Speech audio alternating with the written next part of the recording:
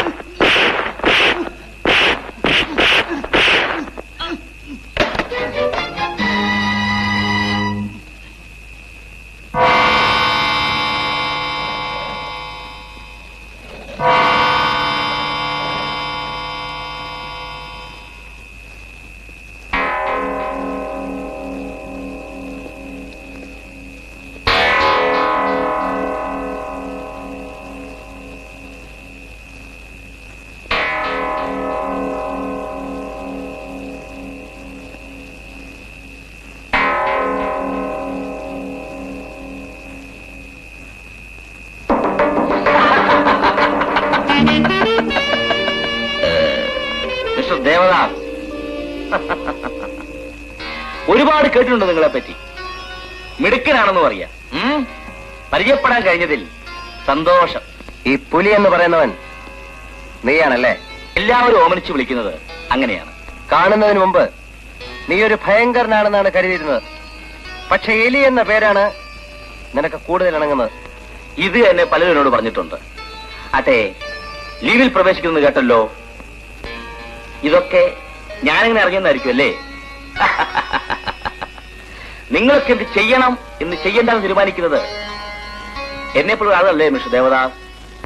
നീ വീരനാണെന്ന് ഞാൻ കേട്ടിട്ടുണ്ട്. അതുകൊണ്ടാണ് ഞാൻ തന്നെ വന്നത്. അയ്യോ, അത്രയ്ക്കൊന്നും ഞാനില്ല. നിങ്ങളൊക്കെ വിചാരിക്കുന്നേക്കാൾ 1000 മടങ്ങ് പാവമാണ് ഞാൻ. അട്ടെ, കുടിക്കാൻ എന്താ വേണ്ടത്? നിന്റെ സൽക്കാരം സ്വീകരിക്കാനല്ല ഞാൻ വന്നത്. നിനക്ക് ജയിലിൽ ഞാനൊരു കൂട് പണിതിട്ടുണ്ട്. ഇനി നിന്റെ താമസം അങ്ങോട്ടേക്ക് മാറ്റാം. എന്തിനാ മിസ്റ്റർ ദേവദാസ് നാം തമ്മിലുള്ള സ്നേഹം കളയുന്നത്? സ്നേഹമോ? ആര് തമ്മിൽ? എന്നെ തെരുവരാത്ത എല്ലാ പോലീസുകാരോടും എനിക്ക് സ്നേഹമാണ്, ബഹുമാനമാണ്. എല്ലാ വിധത്തിലും ഞാൻ അവരെ സഹായിക്കും. സ്നേഹിക്കുന്നവന് ചങ്ക് വരച്ചു കൊടുക്കുവാനും തയ്യാറാണ് ഈ പുലി. എങ്കിൽ എന്റെ കൂടെ സ്ഥലം വരെ വരണം. എവിടേക്കാ? ജയിലിലേക്ക്. വന്നില്ലെങ്കിലോ?